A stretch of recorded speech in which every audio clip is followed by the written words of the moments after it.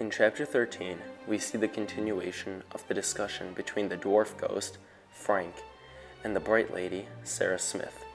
As the Tritian pleads with Sarah for her love and sympathy, the dwarf shrinks, symbolizing not only his ability of letting go physically and figuratively, but also the extreme contrast with the towering Tritian, a representation of his vice of misused pity.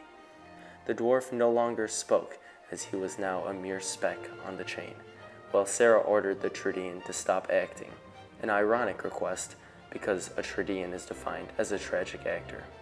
The performance that the Tritian is putting on is simply to induce Sarah's own misery through feeling bad for Frank. As we can see, pity is a prominent theme in this chapter and can have two very different uses.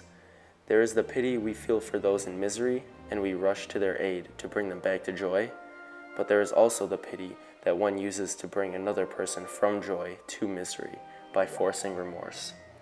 The lady exclaims, "Our light can swallow up your darkness, but your darkness cannot now infect our light."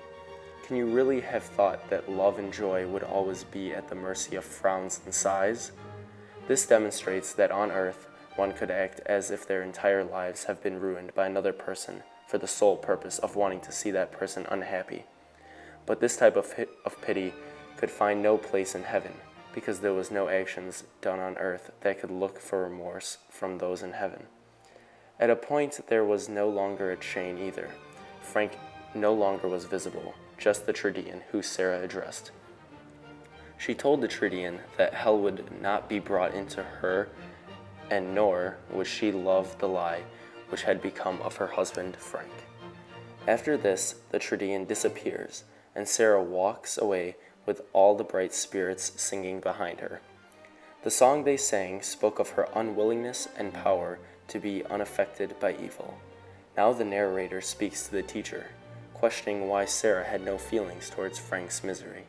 But the teacher responds that if she had done so, she would have allowed him to endlessly torment her. The teacher further explains that those imprisoned in misery cannot be allowed to blackmail the universe of its happiness.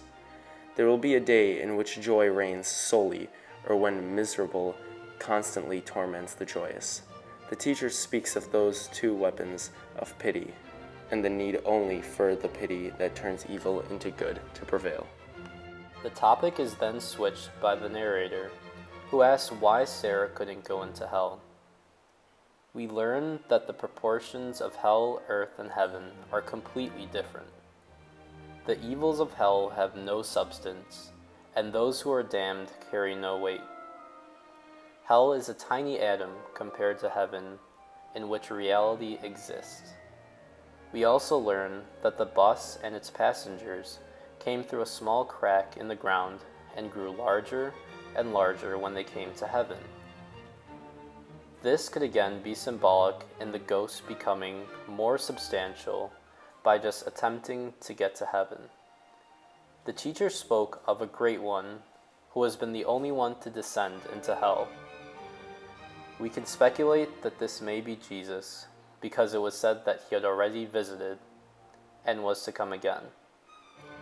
It is said all moments that have been, or shall be, were, or are present in the moment of his descending. This not only hints at a complete distortion of time, but the summation of all time in the single moment he descended. The teacher proclaims that everyone heard his message, but some listened and some rejected him. He goes on to say that the only way to see reality is through the lens of time. It is through freedom that we are constantly creating the eternal reality. This brings about another theme of existentialism. Predestination chooses everyone's fate to be damned or saved, while universalists believe that everyone will be saved. Both of these theories go against the teacher's words about each person determining their own part in time, further exemplifying the existential nature of life. The chapter ends with the question, how long could you bear to look without time's lens on the greatness of your own soul and the eternal reality of her choice. We believe this means that seeing one's reality would be a difficult sight without the lens of time to explain the unanswered questions.